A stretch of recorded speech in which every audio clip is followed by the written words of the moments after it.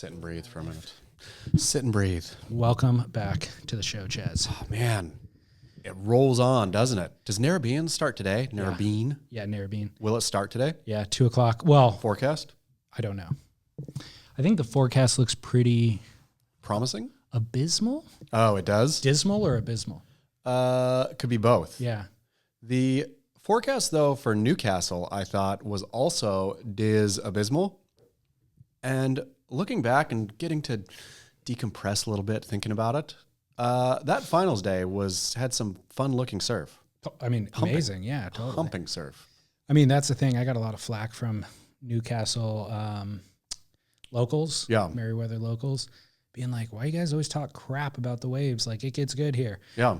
Of course it gets good there. It gets good in Huntington too, but we use Huntington as the benchmark of crappy surf. But it gets good. It doesn't get as good as Cloudbreak. Yeah. It doesn't get as good as J-Bay. Yeah. You know, and what we want on World Tour, of course, is the Dream Tour. Yep. So no offense, but even on that final day, the waves are still It looked fun for flat sections on them. It looked fun for me to surf.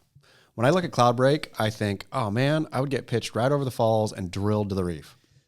So that would be an interesting, I've thought about that because I haven't surfed Cloudbreak, but I do end up on surf trips when the waves actually get good and you realize how under prepared you are, you know? Ones like Cloudbreak too look so perfectly dreamy, but I hear that thing moves, from what I've been told, moves so quick that you've got to be up and at 'em. Like it is not a dreamy little rolling section. And when you watch people surf it, you're watching pros. Sure. And so it's like when you're watching the NBA and you think everybody's the same height, so they must be 6 foot, you know? And then you see them next to the referee who is 6 foot and you go, oh no, they're all giant. Yeah. It's the same thing.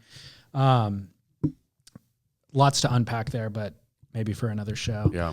I don't feel like we always give album surfboards their due. I feel like some shows we go the entire show without mentioning that we are sitting in album surfboards. I mean, right? Not just in album surfboards, in the middle of album surfboards. In a glass bowl. We're like a fish in a fish bowl. It's epic, though. For people to watch. I will say, in terms of space, in terms of inspiration, looking out while we're chatting and seeing beautiful album surfboards always makes me happy.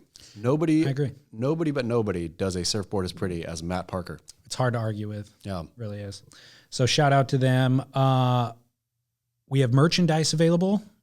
surfsplendorpodcast.com/shop. I was wearing my Grit t-shirt this morning, but then I realized that it had not been washed. So I had to take it off before coming into the show. I was going to re-wear merch. I like it. Yeah.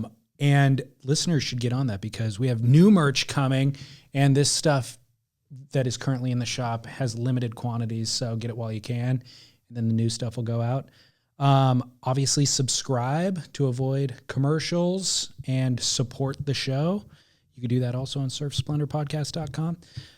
We got baby names from last week. Fantastic. Listener feedback.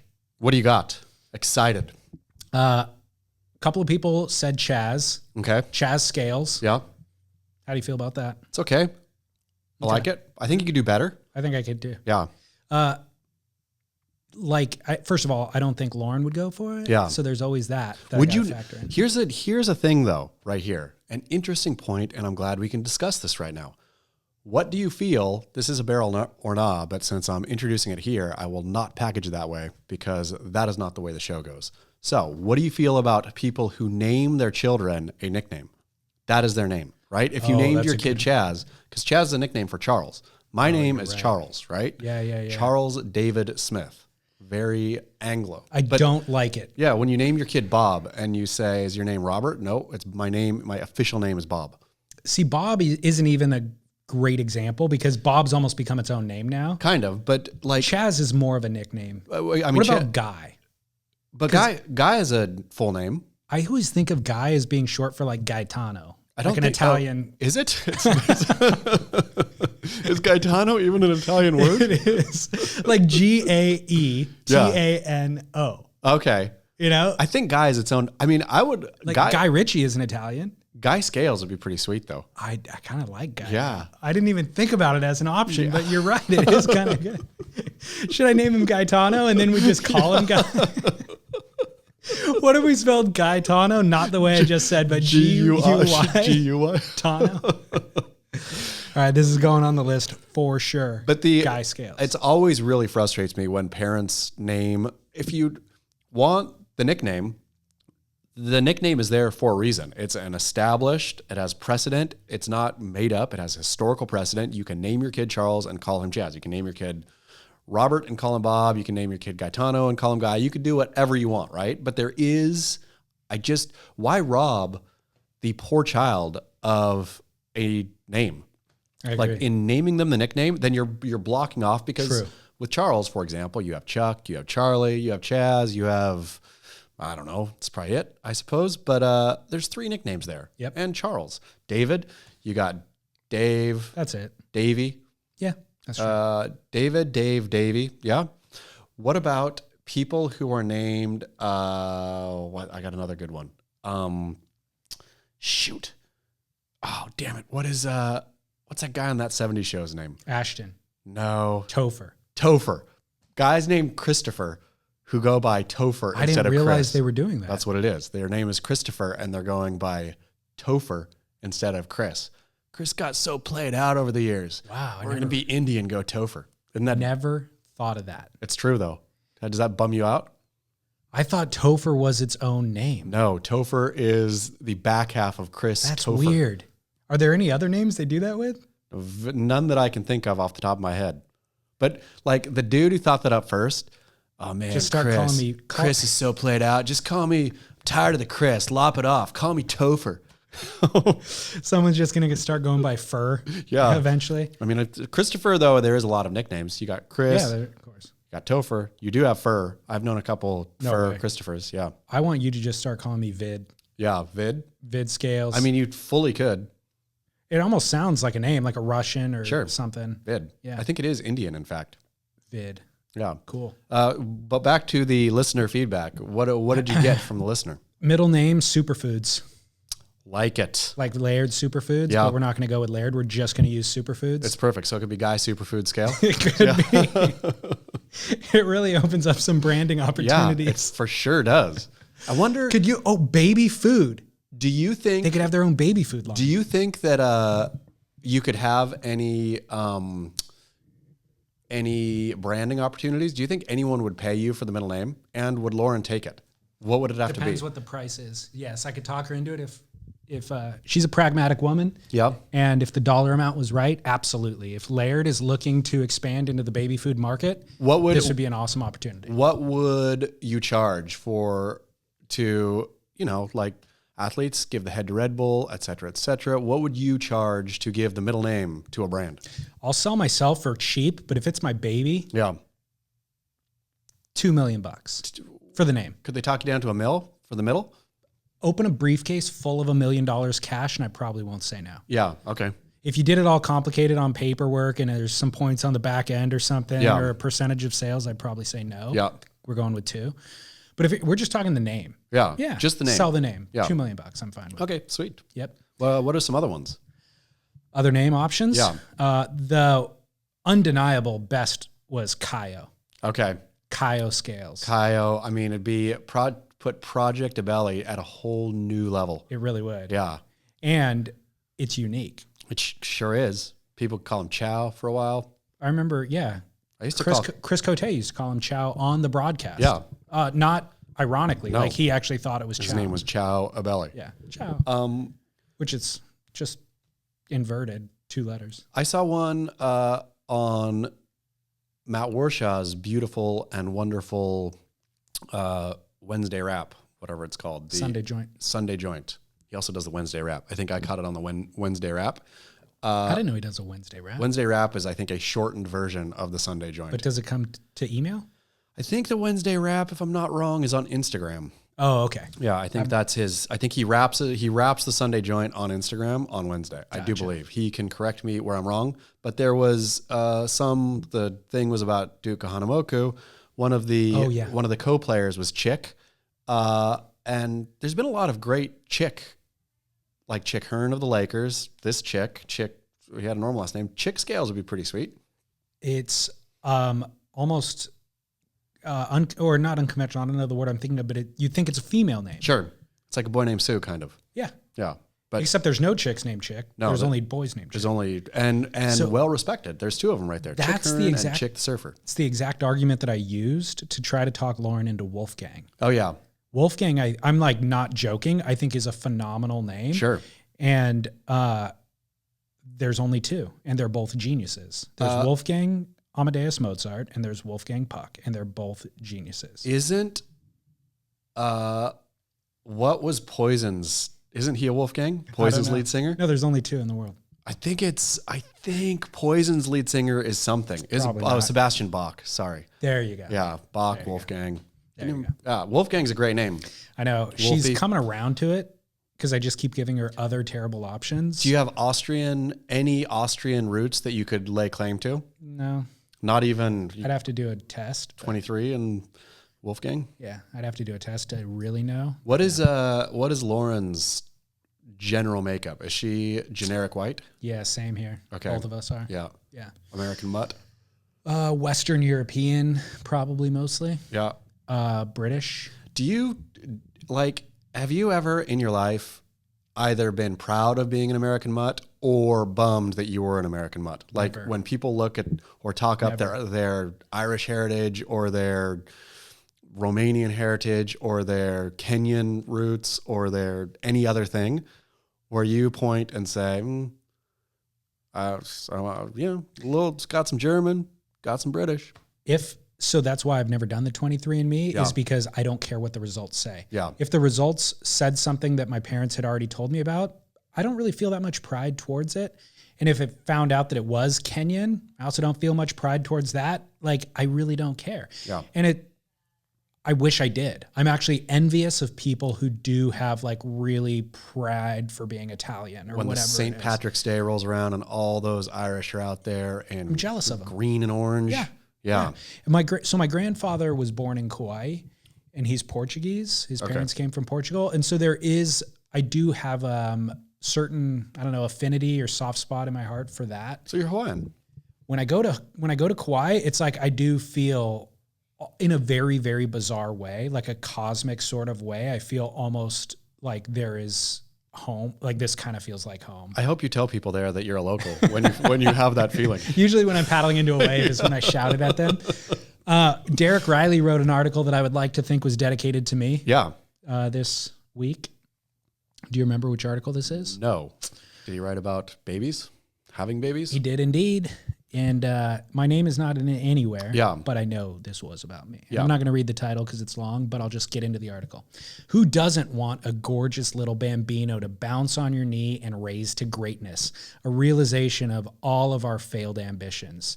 I got 3, and if finances permitted, would sire many, many more. For those who don't have a stud or find the idea of a man jackhammering them full of hot mucus too hideous to bear, the answer to completing the genetic puzzle lies in an anonymous sperm donor. Mm-hmm. I know the story.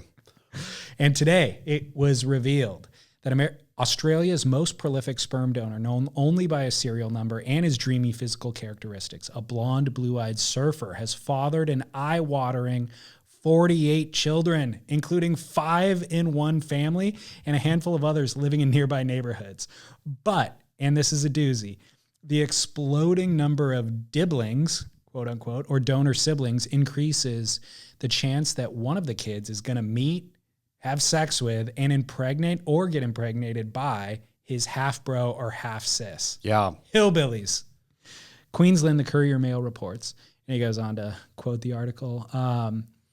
But one couple, Shannon Ashton and her wife Lisa, have got 5 of the surfer's stud kids in their family. One is aged 15, and they said, I did a lot of my own investigation about the sperm donor, and I was shocked that he had fathered 48 children, but we couldn't be happier with our family and will never regret a moment. I was attracted to the idea of an outdoorsy, fit and healthy man, and an Aussie surfer who also played rugby was ideal, and my kids are all very sporty. Mm-hmm. It's a win-win. Everybody wins there, except for if you found that out, if you lived in, say, a small Queensland town, and you knew there was a potential of 40-odd other siblings of your child, let's say you had one of those children, would you leave town? Or would you?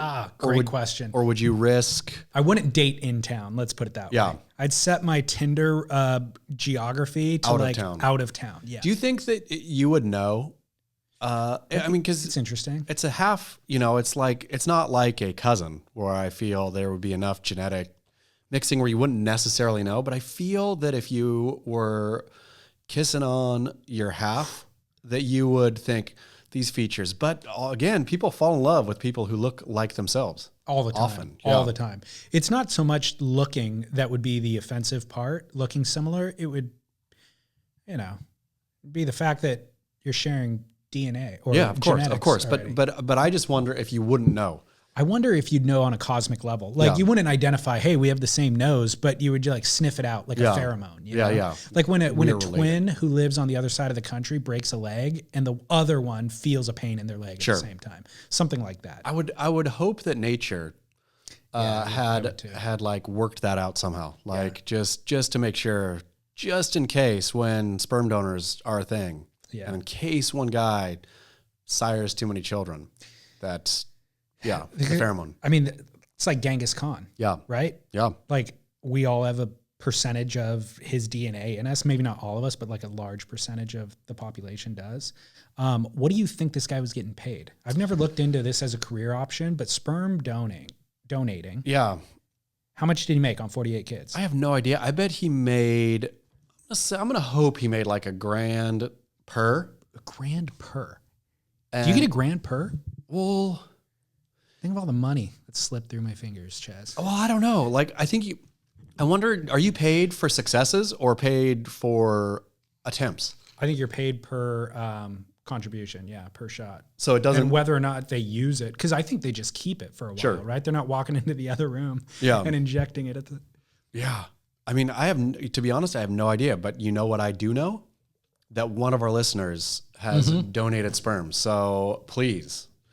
inform us. I'm sure we could just Google the answer too. I'd rather have it come. I'm tired of Google, to be honest. I'm tired of turning to Google for all my answers. Remember when we used to ask each other and get information from each other? We have a wonderful community out there. That's true. And we do. One of them has donated, at least one of them has donated sperm. So one of them could be born from donated sperm. And would have a rough price guide. Yeah. So don't Google it. Let's not Google it. Let's wait till we get let's be patient like we used to be. So I don't know why I never considered this as a revenue opportunity when I was growing up in my 20s or whatever. But it would be a weird conundrum if like this guy in the interim fell in love, has 2 or 3 kids of his own with his wife, and maybe his wife doesn't know this detail about his past, and then she finds out, oh, you have 48 other kids in a nearby town. That'd be a weird thing to kind of confront. Would your Lauren be upset if she found out, like if you had 5 or 6, and I mean, do you think the sire knows? Do you think they go back and tell him? Is it an opt-in thing? So many questions. I don't think they tell him. So he has no idea, but she found out the research is obviously there, or the information is obviously there. It says that she looked into him and found out. Okay, so in the article the portion that Derek wrote but I didn't read, they do say that when the kid turns 18, they have the ability to get that information. Yep, so the information exists. Who's behind the serial number. Yeah. But I don't know if the guy... I would imagine it's an opt-in thing. Yeah, maybe. I would imagine if you want to know, you can know, and they won't tell you who, but it'll be like double blind. Like they will tell you got a couple. Yeah. You got 6. Well, Lauren would be upset that I kept a secret. That would be more what it was. If I told this to her at some point along the way, I'm sure she could. What if you just thought it wasn't that important? Relevant. Yeah. If I thought it wasn't that important that there were children walking the earth that came from my loins, I think then she would have a problem with that. Yes. Okay. Good to know. It seems to be somewhat important. Good to know. I kind of a total side note, but I interviewed that Dick Metz, the dude. Yeah. All sorts of interesting background. I interviewed him a couple years, maybe 2 years ago now. And he's one of the founders at the Surfing Heritage and Culture Center, among many other things. He was the inspiration for the Endless Summer. So he went and did that. He's friends with Bruce Brown and World's Robbie most Clark. interesting man. Yeah, and all that. So he went and did a trip around the world and came back from that after a couple of years and showed all the footage and the slides to Bruce Brown. And Bruce Brown's like, oh my gosh, I want to go to South Africa. It looks like there's amazing waves there. Who should I connect with when I go there? And that's how that all happened. But anyways, Dick Metz, throughout a lot of his stories, he was talking about sleeping with chicks, the local chicks, like, oh, I was in Tahiti and this bare-breasted woman, and like eating fish guts and like ripping a fresh fish, his head off with her teeth that I bought for her and the guts going down her breast. And then like in Africa, I was with this other chick in her parents' hut, and the parents are in the exact same room as us. And so then like I interviewed him over the course of a couple of weeks and processed some of that information, and I felt really comfortable with him, and he was very candid. So eventually on like the final interview, I was just like, Dick, like, do you have children walking the earth right now? Like what, like, and he basically said, I've thought about that, and yes, there's a very good possibility that is true. And it is what it is. It was a different time, and there wasn't even condoms. There wasn't ways to prevent it. It just was what it was. And I've accepted that. And I thought that was so fascinating. If you were Dick, say, and younger, he was up there in age, right? Now he is. I mean, he's like early 90s now. Yeah. But okay, if you were Dick, say, would you go looking at some point? Would you get to be, say in your 60s, would you think, I wonder, and go revisit the places and just like look around, see if there's any similar looking people to you? I mean, it'd be pretty fun, right? Yeah, I would certainly, whether or not I booked a plane ticket, I would certainly feel the drive to want to know. Yeah. I mean, yeah, 100%. If you've wondered about it for 40 years or whatever it is. Why would you go? I mean, I feel too, if you were like bold enough to go out and surf explore, why not go sire explore? Totally. Yeah. Do you have any other children roaming the earth? Nope. 100% certain of that? 100%. Good for you. Yeah. All right, good. Yeah. Well, we got a lot of news this week in surf now that we're 30 minutes into the show. Sure do. Mick Fanning opened a yoga studio. Joe Turpel is available for $30. 11-year-old does a crazy mute flip in a pool, or mute grab in a pool, not a flip. And of course, the Newcastle event ended. The Narrabeen event starts today. Was Long Tom the forecaster, by the way? Did you ever? No, he was not. Yeah, I asked him. Stephen Shearer. Steve Shearer must be Stephen Shearer must be a common enough name in Australia. Weird. Yeah. Okay. Are sharks making a comeback on Beach Grit? See, I'm trying to. I missed them when they were gone. So kind of thinking about bringing them back. What happened? Why'd they go away? Why'd they come on Hot and Heavy, and why'd they go away? Just my own interest in the whole thing. It was funny. It seemed really funny to me for a while. And then it was a genre that passed. It was my shark period, and I got through my shark period. But, every once in a while, looking back, thinking, today's wasn't that good. I did a shark story today. I didn't see it. No, it's not one of the better. All right, listeners, don't click on that one. Are they not bringing in the views they used to bring in? Yeah, no, the views are funny. Views change. I mean, riding this beast. Oh man, I shouldn't even begin to talk. I'm not going to begin to talk about it. Okay. Because I gotta flesh it out more. Okay. Or I'll get there. But riding the algorithm beast is both fun and silly and so dumb. Like what catches when. Where Beach Grit has expanded well beyond sharks now, so we can get clicks from a variety of places. But the algorithms just swings weird. The problem, you want to be creating the trends Completely. If you're 1 minute behind, you're already a mile behind. Yeah. But not always for the algorithm. Sometimes something gets caught in the algorithm's craw, and if you're like the 10th thing on there, then yours is like the one that gets all the, yours is the one that just goes bananas. Like it's not the first. Now, it's all weird, but then sometimes when it gets quiet on Beach Grit and it's only Beach Grit, core Beach Grit supporters, like core Beach Grit community, I think, this is like, this is the great part right here. Yeah. Like this is, and that's who I'm always speaking to anyway, is just them. But I do like, for example, a story that got some heat this week was the country, whatever his name is, Luke Bryan's music video. Yep, it's in my notes. Yeah, that got some algorithmic heat. And what I love about that is when beach grit tourists come in like clueless and start wagging their fingers and tongues. I love that is part. Hilarious. Yeah. Do you think they create an account just to comment, or they must already have one? I think they have I rarely, or sometimes I'll click their discuss handle profile to see, and 10 times out of 10, I feel they're private.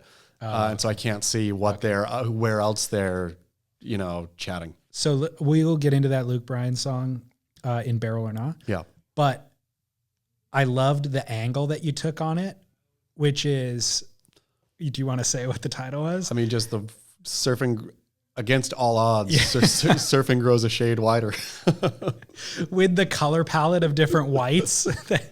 And it's so true. It was just the most true and funny statement. It's funny. When I was writing it, I was totally thinking people are going to completely think this is racist, and or that I am so in a bubble that I see surfing as white and don't recognize that, obviously Brazil, surf culture, Hawaiian surf, that there is many, many, many, many brown surf cultures throughout the world. But then I thought, I'm just going to write it anyway. This is funny. I mean, whether or not it's statistically accurate, it's funny. Yeah. That was a really good angle. Because you could have written about Luke Bryan making a song about surfing in a lot of different ways. That was the funniest among all the ways. I chuckled. And then the tourists coming in getting mad about it, like, you racist, was icing on that white cake. Hilarious. Okay, Newcastle. The claims are making a huge comeback. 3-pointer from Gabe Medina. What do you think that was about? The claim making the comeback? No, Gabriel, you think he's claiming his third world title? No, didn't he? I swear he put up 4 fingers. Wow. We have to look back at the clip. I swear he shot a bucket and then put 4 up. Maybe it was blurry and or my eyes are going bad. But I swear he had 4. He could have. I didn't really look that close. I want to go back and look. What I loved about it, or I maybe didn't love about it, was amazed by about it, is how quick he went into the claim. Yeah. Like that air was so unexpected and spectacular. I was shocked he was even going left. Before my brain could process that he was going left, which, by the way, it was against Morgan Sibilic. And Morgan had priority, and Morgan's sitting where you would sit, which is on the right, holding priority, knowing that Gabe's deeper, and if Gabe takes off on any wave, Morgan's going to go on it, right? Like, that's what you do. And so then that set comes, Gabe paddles the wrong way. And I'm like, what is he doing? And even as he's paddling in, you could see that wave was a closeout. There wasn't much room on it before it closed out. So I'm like, well, it's well overhead, and he's going Mach 1 on that thing. And that's a huge section. Like, is he just going to do a big flyaway? Yeah. And he does. He goes into a huge flyaway. That he lands. And then he lands. And I'm like, before my brain could process any of that, he's already in the claim. Yeah. And I'm like, oh my God, this is next level. That's why, judges, that's how you impress the judges. Sure. You can't just do a degree better than you did on the previous wave. You got to shake the thing completely, and we're forced to acknowledge it. And then claim it. But so that claim must have been practiced. Yeah. It had to be. And or do you think he runs through a repertoire of claims in his brain? Like, I'm going to work on this one. I got this one. Yes. Which one do I want to pull out? So you don't think just in the moment of passion? I'll be honest. I like the claim. So what did it represent, though? I don't even get it. No idea. I mean, I think it was just he's a baller maybe, and shot from deep and sunk it. Okay. Game winner. He is next level then, because, I forget who the football guy was. It was a year or two ago, did the surfing claim after he made a touchdown. Yeah, it was for the Niners. Yeah, he laid down on the ground, paddled, jumped. Yeah, that's right. Jumped up into a surf position. And so it has nothing to do with anything. It doesn't represent his ambitions in life or like his next world title or anything like that. So Gabe could just be referencing other sports. If I had to put all my money on it, I would say Gabe was doing it. I shot the game winner from deep and, won last second winner. Like, boom, got it. Or 4 points. Right. Held up 4. Maybe he's never seen basketball. He doesn't. Yeah. So, but speaking of Gabriel and his phenomenal performance, let's call it a phenomenal performance overall. Idolo obviously won Newcastle, but Gabriel surfed very well. You know who else is playing very well right now? No. Who was long thought of, not that Gabriel was long thought of as past his prime, but Gabriel's great friend, special friend, Neymar, is crushing apparently in the soccers. Yeah.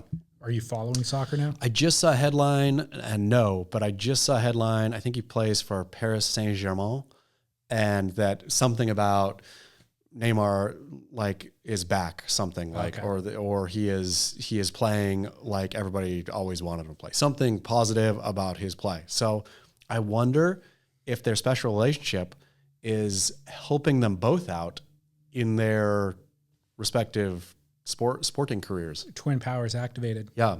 A power couple. Exactly. Good for them. Mm-hmm. Good for them. They're rising together. And it's too bad that they can't celebrate together. If they were in the same country, they could party it out together, but they totally would party it out together. End of the season, maybe. Focus on the end of the season. If Neymar wins, I don't even know what some soccer's, I think world champ or something. Cup. It's the cup. Cup? It's not World Cup right now. It's some whatever Champions League. I never understand because soccer, and forgive me, soccer aficionados or European soccer aficionado listeners. So you play in your own country, right? And I think there's a tournament so you can win your own country, but then all the best teams through Europe also play, which I think is called Champions League. Got it. Could be wrong. I'm not a soccer broadcaster, but if Paris Saint-Germain wins the Champions League, and Gabe wins the crown this year, wow. Power couple on steroids. Could be up there for one of the best power couples of all time. I don't know of any others that are athletes? Yeah, like athletes in different sports. There's Sue Bird and Abby Wambach, but Abby Wambach, soccer player, U.S. soccer team. Sue Bird, phenomenal basketball player. Oh, okay. In the WNBA. Good for them. But I think both of them were retired-ish by the time so their power is not as, they're not in their prime, their potential primes, like Gabriel and Neymar. What about, who else? I feel like, there's a football player. There's a, Travis Kelce, I think, is a tight end for the Chiefs. I think his girlfriend is like an Olympic something, like a real, I'll have to look that one up. We were talking about our origin stories before we pushed record. Yeah. I went to high school with Jenny Finch, who was like at the time, female softball player, pitcher. She was a pitcher. She ripped, Jenny Finch. Yeah. Where she would like pitch against Barry Bonds in little exhibition tournaments. And she married some pro MLB guy. We're going to have to look into this because I want to know where Neymar and Gabriel are on they're low now because they haven't both won at the same time. I feel to be on the list. You can't have you they can't both won separately already, which is huge. But you can't bring like Sue Bird and Abby Wambach. Both of them have won in their careers, but they didn't win when they were together, right? This is about power activating power, right? Exactly. Because often committing to a relationship, you then diffuse some of your focus from winning the world title.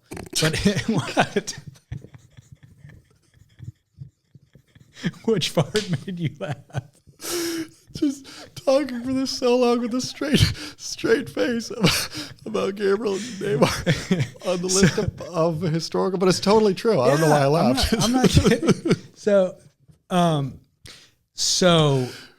yes, power activating power. That's the thing, because you're not diffusing. That's what you want in a partner, right? Totally. That is what you want in a partner, is somebody who's going to bring out the best in you. Typically, one rises, the other falls. It's really hard Like that power activating power is a magical trait. Or you're both so solely devoted to your sport, and then you downshift into relationship mode. Sure. And it's very difficult to do both things. Yeah. But if you fully support the other person, you want them. Did you ever think about dating Jenny Finch? Heck, well, I mean, she was out of my league. Yeah. She was beautiful. Literally. Yeah. First of all. And then, yeah, she's just like a powerhouse athlete. I just wouldn't even know what to do. Yeah. You know, I was out of my depth at that time for sure. All right. So you're into the claim. Throughout my entire surf journalist career, I've been back and forth, right? I think I've been on the record as being some days thinking they're lame, some days saying that I like them, that they freshen surfing up. I'm in a freshen surfing up mode right now. It's claim specific, to be honest. I don't think that you're the one who's changing. I think you see the claim and then that dictates how you feel. That's true. Because the thing as a whole, and like, you're not delineating between the different claims in your head. Kanoa Igarashi's like freak boy claims are always like when he won the US Open, it was so awkward. He had a conniption. Yeah. But that's what I suppose I like when a claim, not that his conniption was not natural. It was. Yeah, you're right. It was. It was natural, but it was still awkward where I could generally say if a claim is, if it looks too smooth or rehearsed, then I don't like it, but that's absolutely not true because like Andy Irons' shotgun claim, one of my favorites, that looked smooth and rehearsed. Yeah. The 3-point claim I really genuinely did like. Speaking of Topher coming from Christopher, is the word claim from exclamation?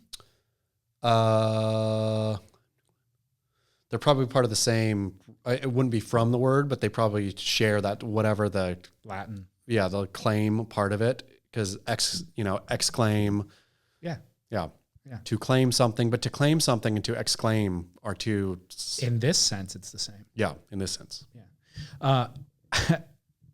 Jenny Finch. Yeah. I just thought about this story. My mom, Jenny Finch, was walking. Because we lived in the same neighborhood too. She was walking her dog past our house and my mom saw her. My mom was in the kitchen doing dishes. And in an attempt to create a meet cute for me and Jenny, went outside, opened our gate and let our dog out. Whoa. To run out to play. Attack. Not to attack, but to play with Jenny's dog. Yeah. So then she's like, David, the dog's out. And I had to run out there and separate my dog and Jenny's dog. Did it almost work? No, not even close. Really? It was there was no sparks? No, nothing. Were you guys sadly the same exact age? Yeah, same exact. In the same exact. And so that's the thing. Like I separate our dogs. Like, oh, sorry, Jenny. And she's like, yeah, no big deal. Like we knew each other from high school. It wasn't as if we had never encountered one another. But how funny is that? I like where your mom's head's at there, though. My mom's right a lot of times about a lot of things. Yeah. You know, I usually discount her ideas or her input. And then I think about it after the fact. And I'm like, she was right. That kid I spent a bunch of time in high school was a jerk. Yeah. You're right. I shouldn't have been hanging out with him. Yeah. You know? So Moms. anyways, yeah. So Carissa Moore with the anti-claim. Yeah. Carissa Moore lands the best air we've seen in on the women's side of competition, but probably the best air we've seen a female do full stop. And immediately shrugs and giggles. Hands around her face. Disbelief, mouth agape, disbelief.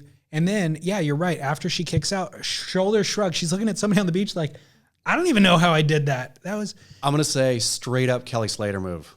All fake. What? All fake. How dare you? All in an attempt How dare you disparage Carissa? Because now she knows she does that, right? She's got that. She's done that a lot. And you don't accidentally do an air like that in a contest. She's been working on those airs, clearly. Been doing them. Knows that if I come down and stomp it and claim, then she's got Sierra Kerr and stuff in the wings here, right? She's got to pretend like, I don't know what I'm doing. Look at little silly old me. That's how she's going to continue to win, she doesn't need to give not only her opponents today, her future opponents any more, okay, I got to raise the bar now. I got to start practicing and stuff. Nobody's going to go out and say, oh man, after her anti-claim, say, Carissa got these on lock. I better put it into my repertoire. They'll say, oh, Carissa got totally awesome. Look at how lucky she got. Look at how lucky she felt she got. No. Carissa Moore, Kelly Slatering. This is peak Carissa being Carissa. Like her whole persona is humble, bashful, and so you would be implying that she is just, this all has been a fake. I'm going to say you don't win one world title, much less how many she won? 4, being bashful and shy. You got to be you're a cutthroat killer. Like, there is no person who has done that. She can play that all day long. And I don't know that, I'm sure there's part of it of like her real personality. Like, I don't doubt she's not a sweet girl, but also you don't win 4 world titles by not curb stomping people's heads. Wow. So this is blowing my mind. I'm not sure if this is genius or if I am offended to my core. Yeah. Because I fully bought in. Yeah. I believe that was the most earnest, sincere reaction to something that's ever happened. And I also think she is the only person on the planet who didn't know that she could do that.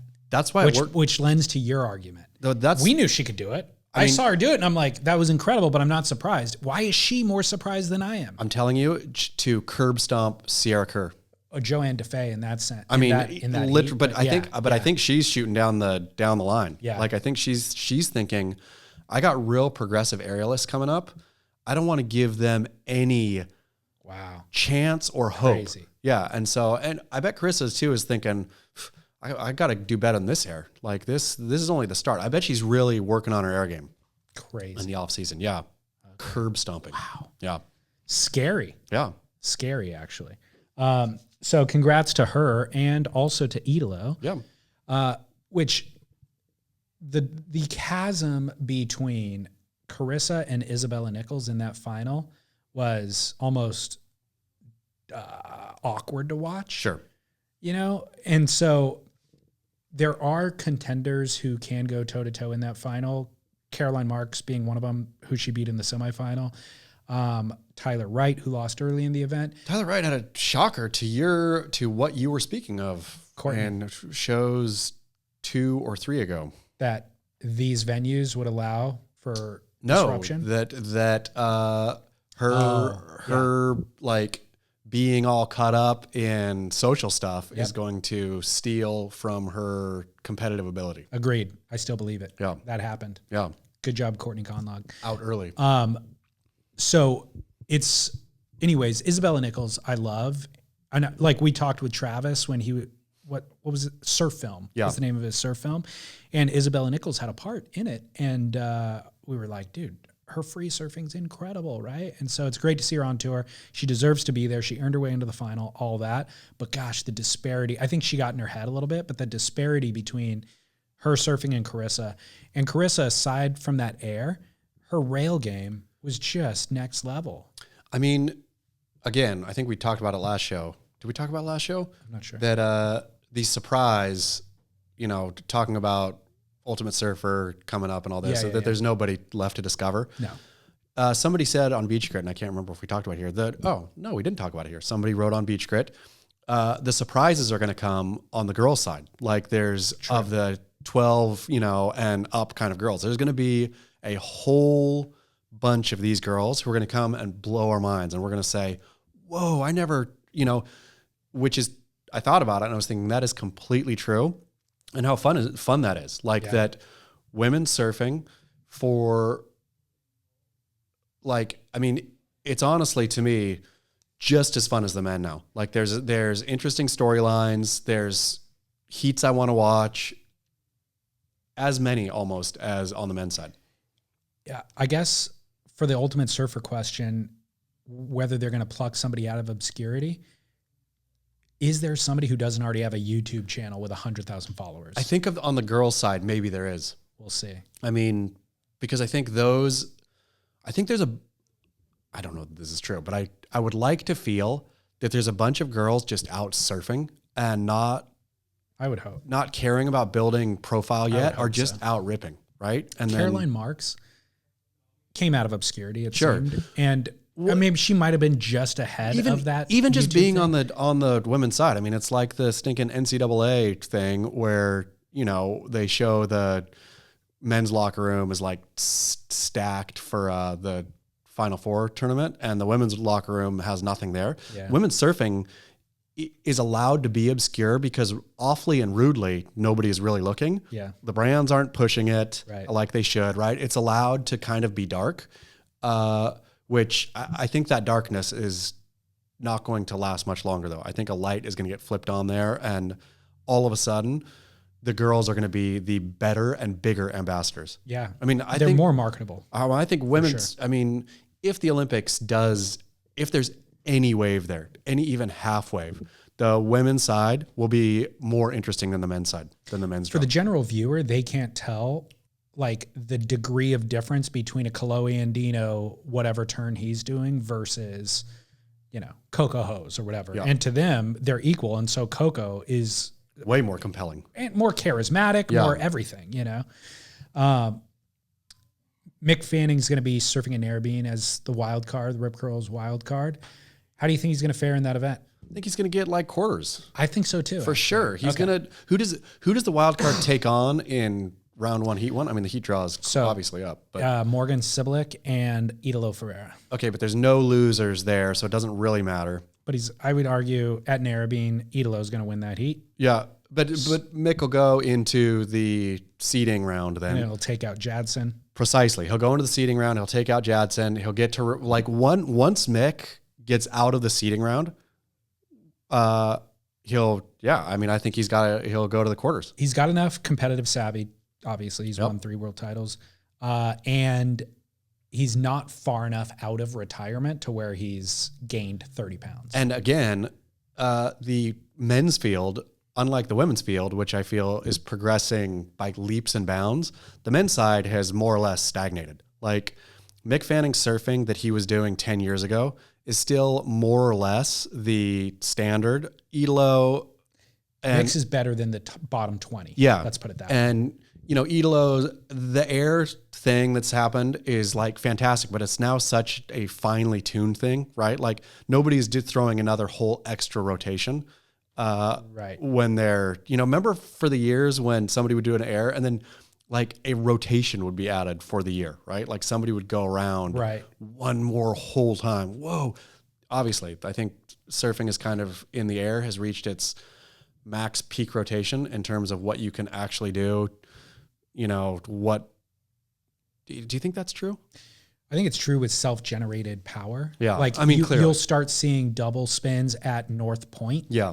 When a wave is double overhead, maybe, but you need that much energy to get the height and the loft to do the rotation beyond 360 degrees. But anyhow, mixed surfing should look a bit stale, and it will be stale, but I think the state of men's surfing right now is stale. So you're right. Quarterfinals is the pick because he can't do the airs that Italo and Gabe and those guys will win the event with. But if you think about him compared to the bottom 20, think about him going against Connor Coffin. Yeah. Think about him going against Wade Carmichael. Yeah. Think about him going against, he can compete with those people at any venue in the world, and honestly beat him at J-Bay and stuff like that. He could beat most of those people unless, those guys like a Wade Carmichael would have to be having one of a great day. Mick could be surfing completely average. Yeah. He's still that sharp. Yeah. Agreed. Okay, so let's talk about Mick Fanning's portfolio of investments. Ooh, wow, this new one. What is Tone? I don't know. The category of fitness gym is yoga /Pilates /tone. Yeah. Tone is a thing they do. So that could be more related to weightlifting. I think strength. Strengthening. It seemed like it was a specific thing though. It's capital T Tone. So it must be some kind of new exercise. It's like add muscle without bulk. Yeah. You don't want to get bulky. Yeah. Nobody wants to be bulky. Kelly owns waves. He owns boards. He owns clothing. It makes perfect sense that Kelly, the greatest of all time, would just own all of surfing. Yeah. Waves, the boards you ride them with, and the clothes that you wear outside of the water. Mick, beer, surf accessories, beer, yoga, Pilates, Tone, studio in his portfolio, dog food. Mm-hmm. His dog food in his portfolio. And he's a podcast host. Yeah. What the heck? Mick Fanning. I know. Who knew that his interests and his portfolio is very diversified. Very diversified. I bet he's into crypto. You think so? No. Why not? I mean, yeah. What is he not into? That's true. I think he has everything. Mick Fanning. Yeah. Who do you think is going to be worth more? That was my next question. Kelly Slater or Mick Fanning? Mick. For sure. I mean, with Balter, he already made, I think, did they sell Balter? They did. I think he made a pretty penny on Balter. Yeah. I don't know if his franchise of a Pilates studio is going to really be a huge earner. I'm sure it'll make money, be a nice little. For an average Joe, that would be like a little lifestyle business. Right? Sure. Like, oh yeah, my wife trains 2 or 3 classes and it kicks back this amount of revenue every year, but it's not that much. Yeah.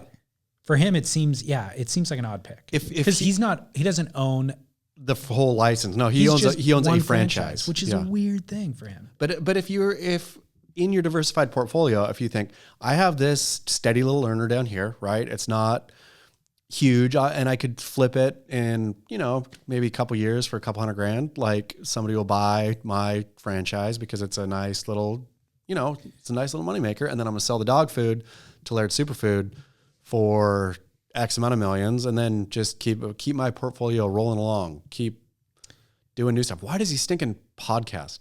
Why does he give to maintain a forward-facing face in the public? Okay, like he's the most identifiable Australian surfer at this point, and for the last 5 to 10 years. Would you have put your money on Mick over Joel back in the day? No. As being, when they retire, which one is going to be the face of not only Australian surfing but rival Kelly Slater as the face of surfing, full stop, or be rivaling? He is working the algorithm way harder than Joel is. Oh yeah. He is the beach grit of, Joel's gone. Joel has dropped off. And good on Joel. Like Joel wants to do what he's doing. And but Mick is still working that algorithm.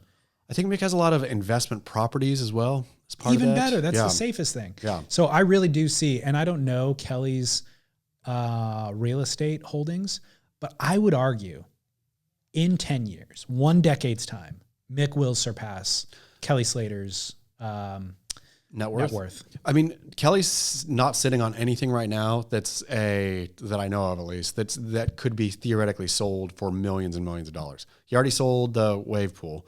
Yeah, got out early on that. Got out early, and maybe smartly, right? Like with a bunch of new technologies, who knows when or where Kelly Slater's Wave Co. will be in the future. Out or known, you're never going to flip a clothing brand for, billions of dollars. And that's trended in the wrong direction, I would argue, to do that even. Yeah. And Surfboards is still questionable too. I mean, you're not going to but honestly, mixed dog food, he could have a sweet $10 million buyer tomorrow for that. And it would make, like, when Laird Superfood got a $30 million, whatever it was, cash infusion, then you think, oh, wait, oops. There's money everywhere else. When it IPO'd, tons in surfing. When it IPO'd, his shares were worth $35 million. Yeah. Overnight. Yep. Laird Hamilton. Break us off a piece, Laird. Superfood. Come on. Just throw down podcast advertising. Just subscribe. Yeah, come on, buddy. Just throw down $5 a month. $5 a month. What the heck, dude? Cheapskate.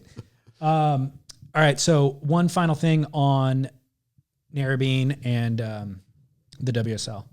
Hey, Chaz and David, like many, I'm struggling to find the motivation to watch the current WSL events. Poor waves are one thing, but the frazzled fake enthusiasm from the WSL commentary team is too much.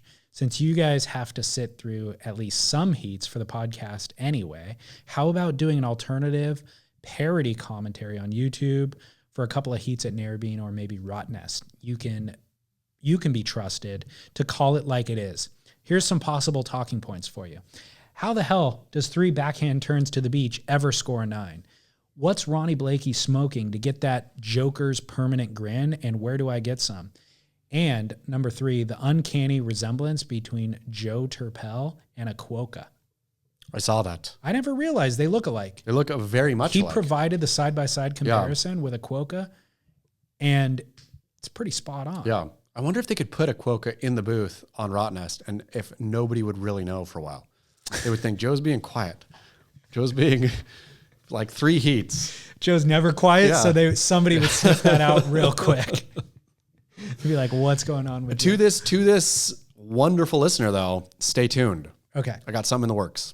We've done it before, by the way. We did it last year. So what was hard last year was syncing up. Like the YouTube feed is in different running slightly different everywhere. And so what we learned last year when we did it is you can't actually talk about the surfing. You can only talk about Themes and culture in general. But stay tuned. I will. There's a new tech. Okay. It'll be ready by Rot Nest, I think. You think? I mean, I think the tech will be ready Okay. for Rot Nest. Yeah. All right. Well, it almost didn't matter. Like our pirate stream commentary was still relevant and fun, despite not being able to call scores in lifetime. But it was a bummer when something awesome was happening and you literally could not talk about. Yeah. Like, yeah. Also, the time difference with Australia makes it difficult, so we might have to launch it at Surf Ranch or something. I mean, Roddy is perfect though. Roddy, look at me calling it an For Australian. drinks. It's perfect exactly. for cocktail hour. Exactly. It is cocktail hour. All right. Survival League. I know you're out of it. I'm out. I know you're out. Who'd you pick? I made it through this past event with Kanoa. Yep. And I picked Gabe for Narrabeen. Smart. See, you pick the best, and you should start shooting them down now. Best man in the draw. Yeah, I looked at the list and I don't know the wave great. You know, I grew up with seeing it in surf videos, but I haven't seen it in recent decades, and I don't know, like, the forecast isn't great, and I just felt, given my lack of information here, I need to pick safe. Yep. Gabe this is is the one this is the one you feel. Are you going to go? Yeah, I mean, I guess events are being added now too. You got to be careful. So yeah, Barra. Barra's added. Barra's going to be an easy one to pick, I think. There's a lot of people that could do well there, but that can make it hard. That's true. But there are a lot of people that can do well. Sometimes you just got to go with what you know. If Mick Fanning is like back fully on tour. Well, yeah, because honestly, if he does well at Narrabeen, he could be looking at a 4th world title. Yeah. With the way that the math is this year, you got to make the top 5 to get into lowers. He's won lowers, I think. Yeah. So, if he does well at Narrabeen, I could see Rip Curl giving him a wild card into Margaret and then Rot Nest. Excuse me, I gotta sneeze. Yeah. So we'll see. But if could you imagine a 4th world title coming off of a wild card? That'd be incredible. I mean, it'd be a great story. WSL would even love it. And his net value or his net worth, it would amplify all of his other investments. Every one of his businesses would float. Yep. All right. Well, should we go to commercial break? Let's do it. All right, Chaz, we're back. Oh, solid work there. Yeah, I know. Paying the bills. So much. All right. I do have Barrel or Not. Is there anything else that we need to cover before we go to Barrel or Not? Barra was interesting, but there's not much to say about it. It's weird that it's sponsored by Quicksilver. I mean, given that Rip Curl is the search, and that was a search event before, and it's a new event, like, it should be a Rip Curl event. Yeah. They already owned everything else. I mean, Rip Curl, literally, it is the Rip Curl World Surf League Tour. I heard a rumor. Okay. Unverified, unverifiable. Someone overheard someone close to the power. This rumor is not even worth it. That the WSL is over. That's what they were saying. They were saying that it was somebody who knows overheard somebody saying, but these things aren't overheard. But yeah, there you go. WSL is over. It's finished. Wow, you heard it here first, partially. I'll wait for the verifiable fact to come in on that. I'll dig in. Don't worry. Meaning we're not going to see Narrabeen today? Or? No, I think that this is the last year of World Surf League. The tour will not be moving on next year. Okay. Barrel or Nah? Gabe's earring. Was it a dangler? Yep. It's a hoop that has a star attached to it. So the star dangles on the hoop and it's on one ear. I'm going to go yes. Single earring. I'm going to say Gabe is becoming fully realized as Gabe this year. Maybe something to do with Neymar. I don't really know, but maybe marriage. Something Gabe is fully realizing. This is the Gabe of Gabe's inside that we're seeing now. The Gabe that was hidden behind Charlie, behind... I mean, it really is. Yeah. Charlie, without Charlie in the way, Gabe is fully going Gabe. Yeah. Gabe went Gabe. Gabe went Gabe. Yeah. He sure did. And an earring is the representation of it. And so I'm giving it a barrel. Okay. Yeah. Giving it a barrel for what it represents, or giving it a barrel on aesthetic? It works with Gabe's aesthetic It really too. does, doesn't like it? it's a one piece. Yeah. Like it makes sense on him. If like Connor Coffin rocked up with a dangly earring, then I would think that's a bit awkward. Doesn't go with his hat. No, it's not the right style move. No. But Gabe, totally. So will we see, it'll be interesting to see if he has a different pendant for each event. It's true. He had a star in Newcastle. And if it means something. And then he has a moon. Yeah. He's going all astrological signs. Or it's going to run out pretty soon. That's true. I mean, you go star. A comet. He could go satellite. Get into like Capricorn and Sagittarius. He could do like star signs. Okay. I don't know what all those are. Yeah. But I'm sure you could look them up on the internet again. Sure, you could buy a dangly earring with each one. So, so what I do like about it is kind of related to your thing as well, is some show of personality. Yeah. Some show of expression.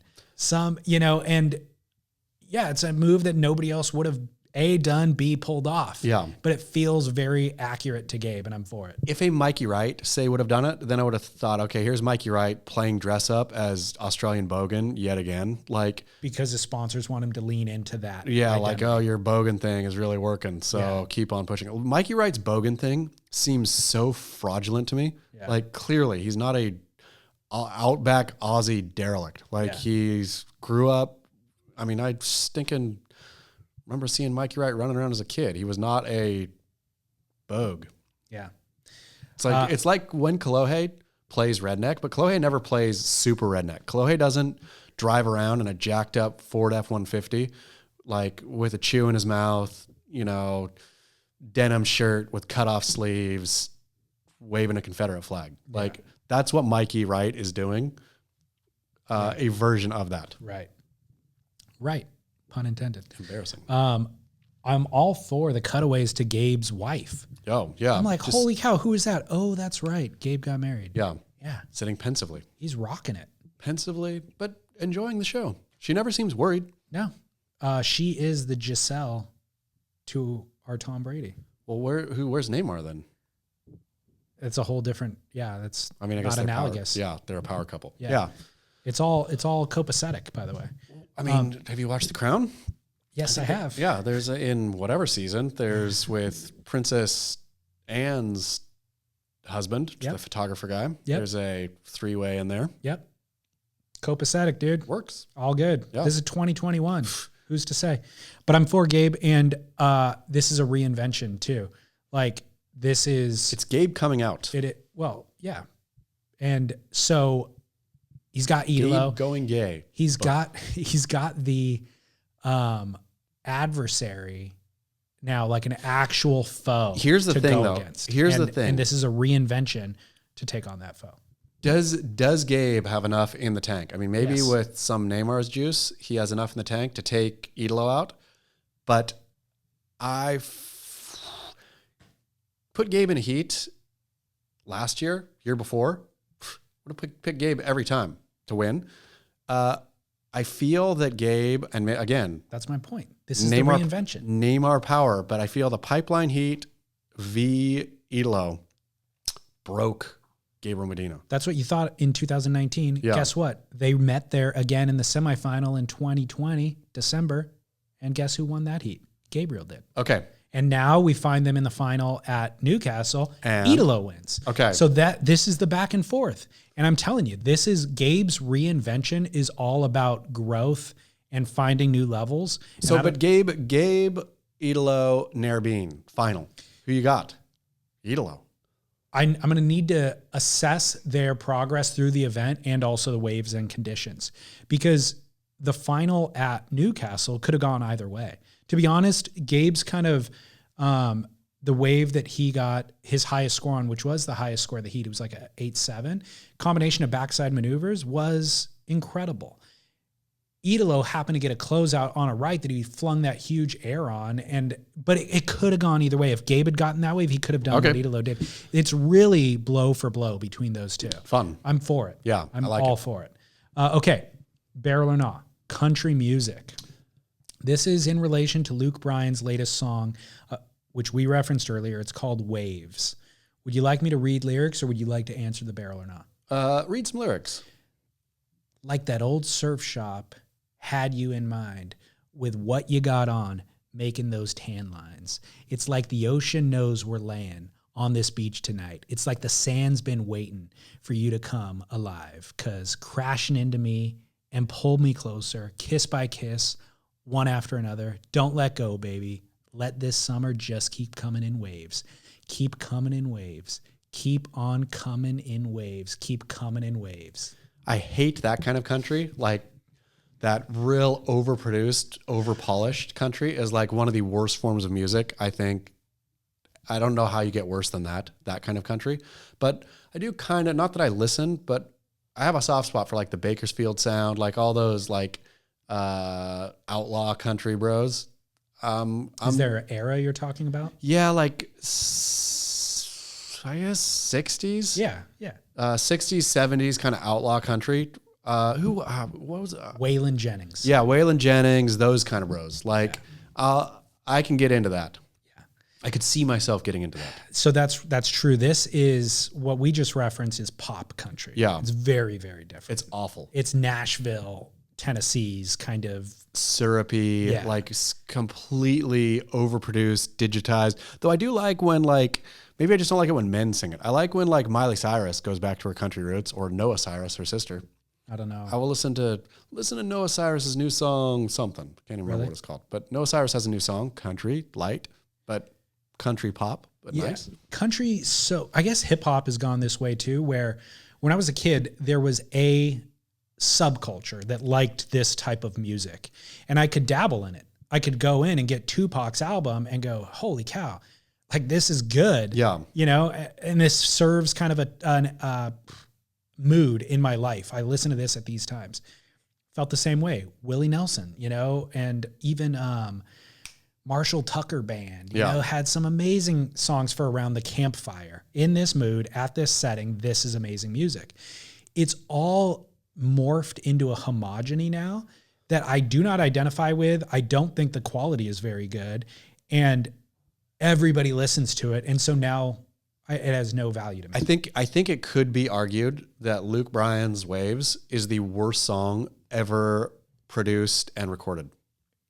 We should do a list. I mean, I that think could be number one. I think it's, I would be hard pressed to think of something worse than that. Historically, sure, there's something to being bad historically, except, I mean, even historically.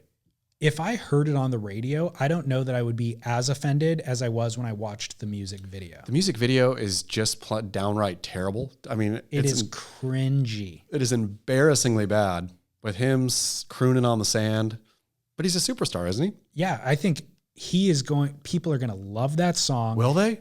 Who Absolutely. Who will? Like, all the people who buy Luke Bryan albums. Who buys Luke? I guarantee we have a Luke Bryan fan listening, and I would like any middle-aged housewife in Irvine is loving it. Just keep coming in. This is their summer jam. They're gonna have it on through summer. Seeping in or steeping in. Yeah. The sexual innuendo. Or they're seeping in the sexual innuendo. They could be steeping. Steeping the sexual innuendo would be if they were making it, but they were seeping in it.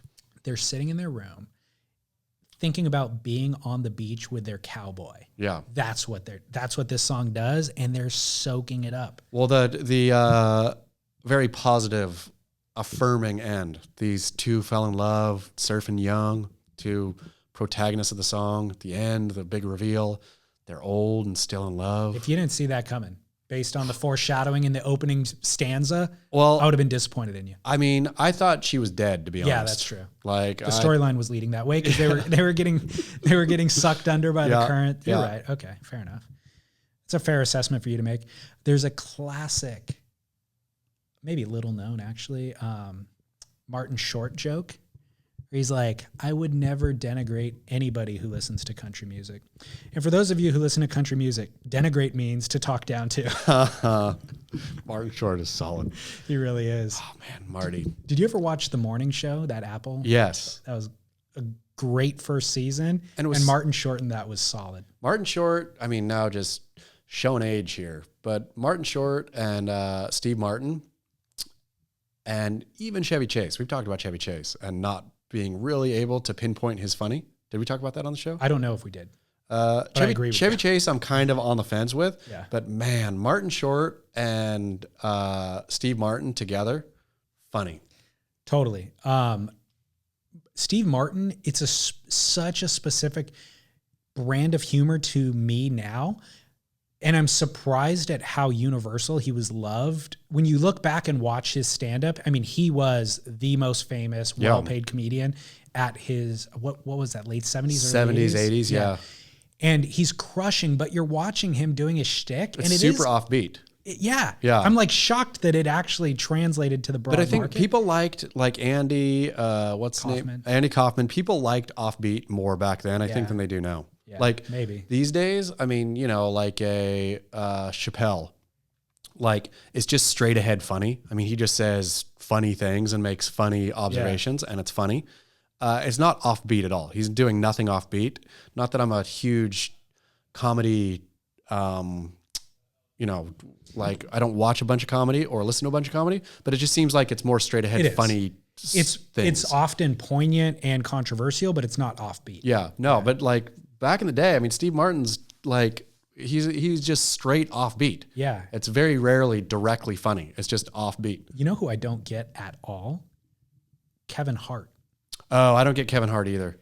His stand-up, I've never even chuckled at. Yeah. And people are just rolling. Yeah. And then him as like transitioning into the movie world and people just love him. And I'm like, I don't get it at all. He's not charismatic. He's not funny. He's not interesting. He doesn't have an interesting point of view on anything. It's like, it's true. I'm not into Hart either. Chappelle, I really chuckle hard at. Yeah. Hart, no. Not a fan. Yeah. All right, whatever. Related to Luke Bryan, barrel or nah, Texas. I just read today, I was going to post it, but I didn't. Texas A&M University in one of their satellite campuses that's not very far from Dallas. Funny you bring this up. It's relevant. Has a surf school, or is I'm sorry, not a surf school, is offering surfing as a class. It's like forever far away from the ocean, right? No way. They're doing it not at Waco Wave Pool or anywhere. I think it's forever far from Waco too. They're doing it in a swimming pool where they're like on wave storms, paddling, trying to stand up in the pool. The course prerequisite things, it's like, or what you learn, the syllabus is, a bunch of stuff. Learn surf etiquette, learn to shred, and it's a prerequisite for, you have to take this course before the San Diego surf trip. Wow. So as part of that's like 101 and 102 is, but it made me, as I was reading it, I was going to full on light into it and make fun of it. But then I was looking at the people on their wave storms having so much fun in the pool, in just the Olympic swimming pool, and thinking, it warmed my heart. I need to be grit again. It warmed my heart. And then it made me think of Texas. I was like looking around because this place was, again, it was like not a suburb of Dallas, but close-ish to Dallas. And I was looking around Texas on Google Maps literally just this morning thinking, I wonder if I lived in Texas, how I would feel. Would I feel like this is pretty sweet, or would I think this is awful? We talked about not having a sense of nationalistic pride. Yeah. You would absolutely start feeling it. If you move to Texas, it just becomes, through osmosis, becomes a part of your DNA. Yeah. The reason why I brought it up is obviously there's more surfing in Texas now than there's ever been. Yeah. But also, in regards to podcasting, Joe Rogan moved his studio there. Did he? Yeah. Where's the studio? Austin, I think. See, the trendy, I ain't into the trendy town, full stop. Don't want to, Once you go there, leave Portland, leave Austin. I don't want to move to a trendy town ever. But if you want to eat in good restaurants and like have some culture, like other than Texas culture, then you find yourself in Austin and it's great. Yeah. You went to Austin. I went there, to do the surf pool trip. Yeah. And actually, you're right. I went there last year too. Yeah. Now that I think about it. And I'm going this year again. You love Austin, Texas. So that's the other thing is now Texas is kind of in my awareness. And I was always anti their pride. Yeah. It was just like off-putting to me. It was undignified to be like that prideful about where you're from. Yeah. Then I went there and I was like, you know what? The sky is bigger. Yeah. The stakes are bigger and better. Like everything about it, I get. Imagine what you and Lauren could buy in Texas. I know. Where would you move though? Would you move to Waco because you'd have to be close to the pool? I don't think I could pull it off. I don't think I could ever move there. Houston? You could tanker surf in Houston. Yeah, I'd have to really look into it. If I was forced to move to Texas, I would really have to look into it before I could answer this question. Do you know, like right away, directly that Houston is on the water? No, I don't know that. It's true. Yeah. But okay. Isn't that weird? It's always weird to me when I look at Houston down there It on is the weird, Gulf yeah. and think, oh, yeah, Yeah. it's a coastal town. Yeah, there is surfing in the Gulf of Texas. I can't think of the town names now. Jamaica Beach, is that a town? So I think but I think it's real specific. Yeah. Yeah, it's not good ever, Yeah. but there is some surfing. There's little communities of surfers. Wayne Gravy can go there. But you're right. So we did kind of a family trip at the height of COVID into the COVID epicenter of Austin, Texas. Yeah. And rented a big Airbnb. And it was, this mansion on the water with a funicular that like runs down the hill into the water or to the dock, which is part of the house. And then you jump off the dock into the water and all that sort of stuff. And we're just like, man, I wonder what this house costs. Did you look? Yeah, it was like not that much. Yeah. $1 million sounds like a lot to people probably listening to this, but the neighborhoods surrounding us have $1 million homes that are not that nice. That are junk. In Southern California, you buy a fixer-upper in East Side Costa Mesa. For $1 million. 1.2. Yeah. And so this house, I think it was 1.1. Yeah. And it was this giant mansion on a lake that sleeps 14 people. So you're telling me that did not give you pause?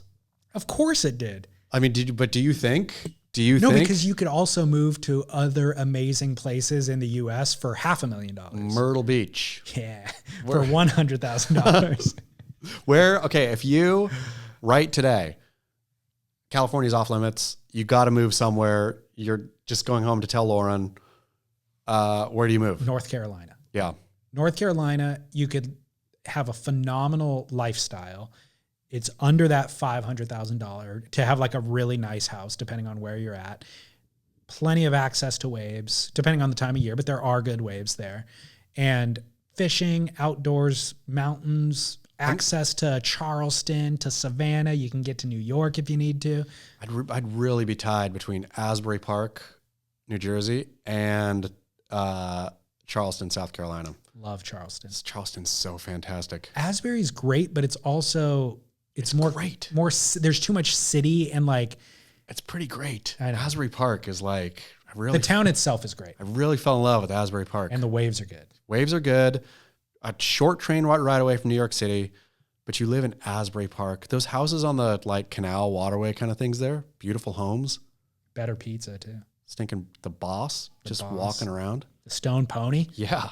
Yeah. All right. Well, I'm gonna start packing my bags. Yeah, I would. All right, Chaz, great show. Album Surfboards, thank you. Listeners, especially contributors, subscribers to the show, it's $5 a month. You get no ads. You get discounts on merch. Well, you could earn your money back. And I'm going to give away 6 surfboards this year. 6 surfboards? It's worth it for that alone. Can you believe that? And the first one we gave away was an Album Twinsman. That's an $800 value starting. I want an Album Twinsman myself. Yeah. All you got to do is contribute $5 a month and you're in the running. Okay, going to do it. I'm going to subscribe. All right. Anything else going on, Chaz? Or should we reconvene mid-Narrabeen? Let's go mid-Narrabeen. Sweet. All right. Until then, Chaz. Gabriel.